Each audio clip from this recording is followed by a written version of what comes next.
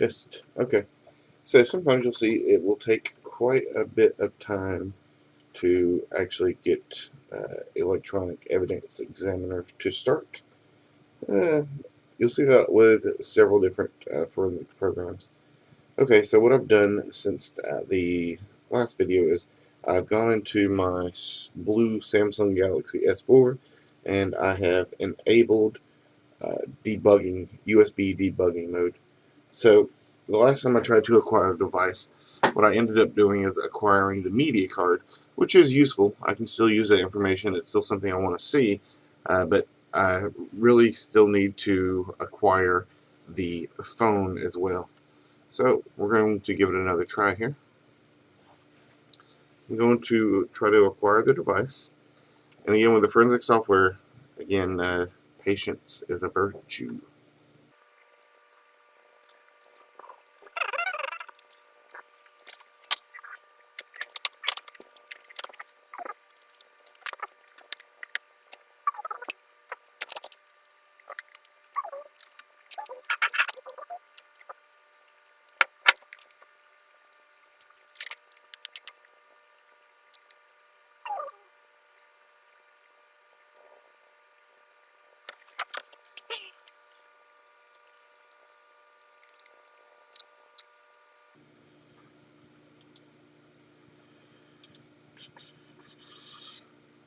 Aha, bingo.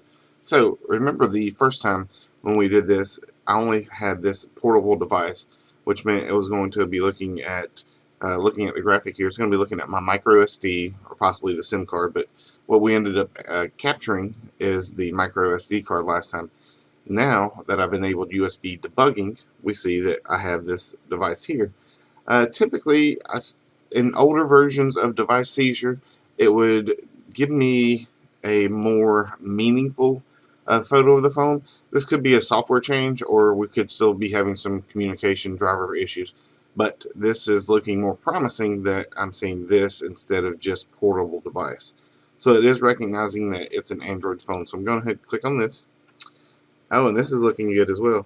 So it's determining, so it's connecting to the device right now, and it's giving me all these different options. Do I want to do a full logical, a physical, or custom logical, which would be similar to a sparse acquisition?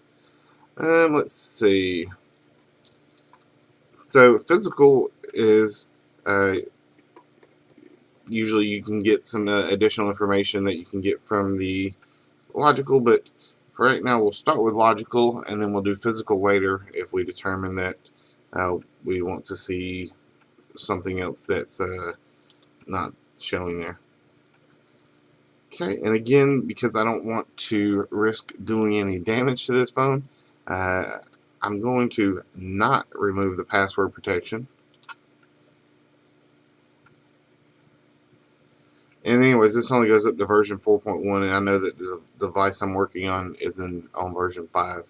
So I'm not going to leave that. I'm not going to use that. We're going to start acquisition. And if you remember in the previous video where I had just one option here, let's see. Please tap OK to allow USB debugging on the acquired device. Let's see. Alright, so on the actual device, it's asking me, do I want to allow this? So I'm going to hit OK.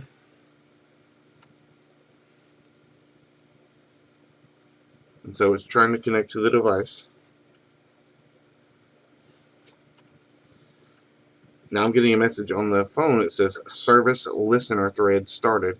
So again, the way that mobile forensics is very different from our computer forensics is that there are things that are being changed on this device. This computer is connecting with this device. So there's information going back and forth. So in a computer forensics investigation, we would never change anything. We would never hook this up to a live system and allow drivers to be installed onto our suspect device. But in mobile forensics, it's a different way of investigation, and this is still what's acceptable in the court of laws. So we document everything. One of the great things about E3 is it shows the different tasks that are currently running that are have completed. And so you can use that to add some additional detail to your logs. But what we'll be doing is we'll be documenting this as we're going through so that we can go back later and say exactly what we did. So it's still trying to connect to the device. I don't like that it's taking this long. So the device is restarting. To improve our chances of being able to acquire this device, I'm going to go ahead and enter that passcode. Still not connecting to the device yet. Alright, my computer is connected to it because it's asking me if I want to add this up to my Dropbox, and I do not. Alright, so again, it's asking me to enable the USB debugging. Alright, so it gives me this information. I hit OK. Asking me again. I'm going to select always allow this computer and select OK.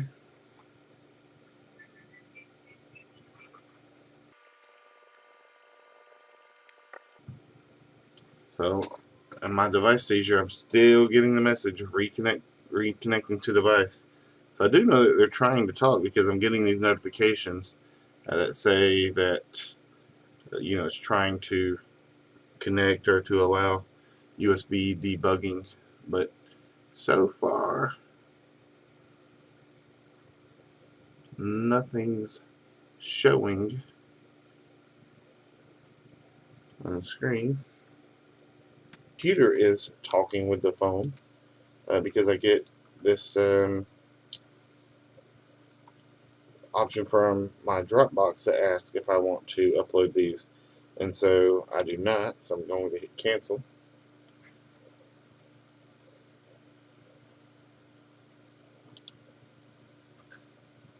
We really want to start seeing some of these go, which so far they are not. Let's see, to confirm acquisition, please tap back up my data in the full backup message on the acquired device. Alright, if you wish to encrypt, enter a password, full backup.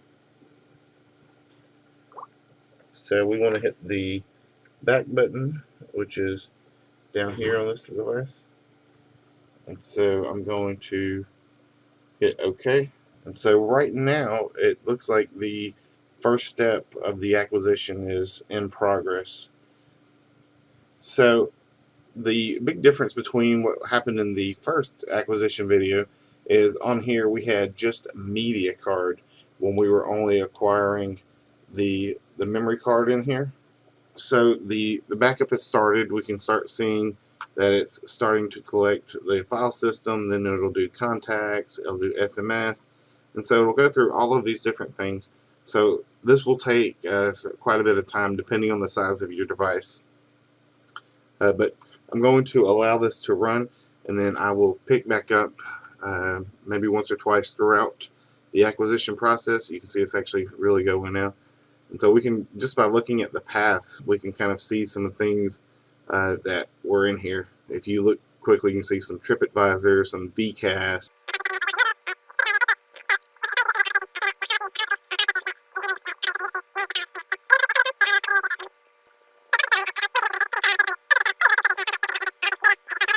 But the one important thing that I wanted to make sure I mention here is we want to try to acquire the phone intact. What does that mean? That means that I seized this phone and it had the memory card and the SIM card in it. When possible, we want to acquire it with everything there, because sometimes there'll be some stuff in the file system that is partially saved onto the SD card and some stuff that's partially saved onto the internal memory of the phone. So if I took the micro SD card out of the device, then did an acquisition, it would be pointing to a file location similar to if I was doing a computer acquisition and someone had saved some documents onto a USB drive and then I didn't have that USB drive for my investigation.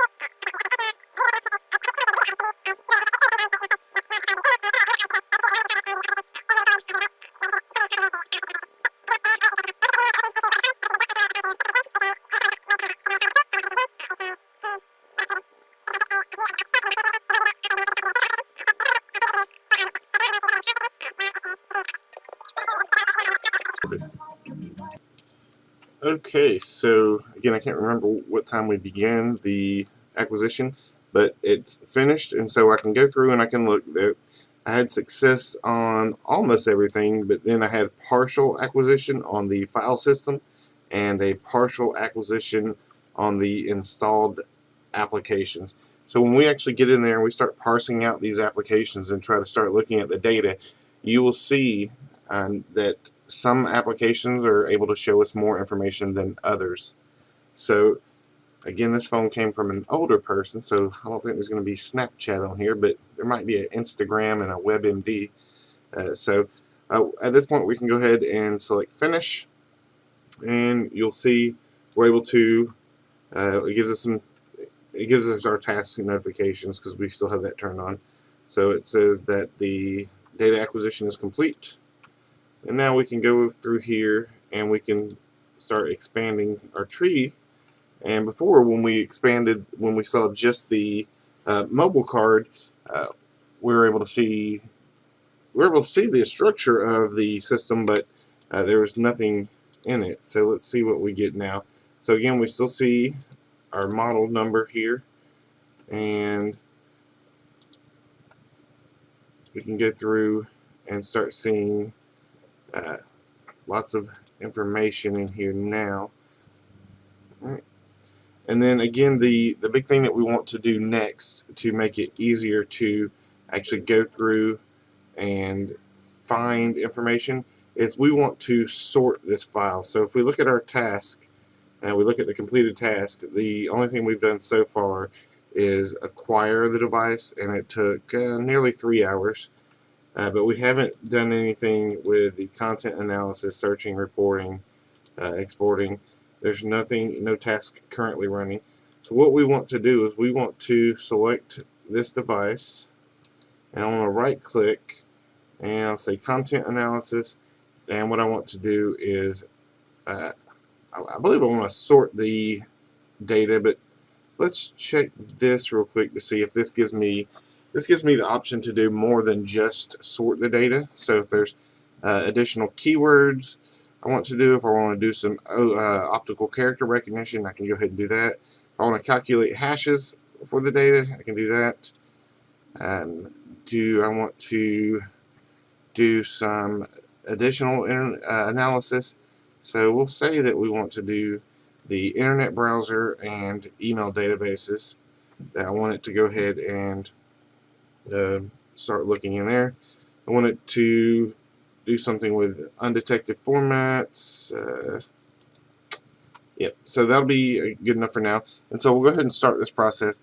And again, once we start this process, we will again go back into our mode of waiting. But the good part is, while this is actually processing, we can still continue to work in E3. So that's working in the background, but we still can go through and look through this information in an unsorted view.